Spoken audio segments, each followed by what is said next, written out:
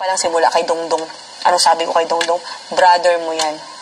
Bakit gusto ka ni Dongdong? Kasi doon pa lang sa pinakamaliit ko, ayaw ko maramdaman ni Doming na left out ako. Pag sinabi mo, saan yung brothers ko? Brother agad tingin kay Doming. Jeyo, ganun din.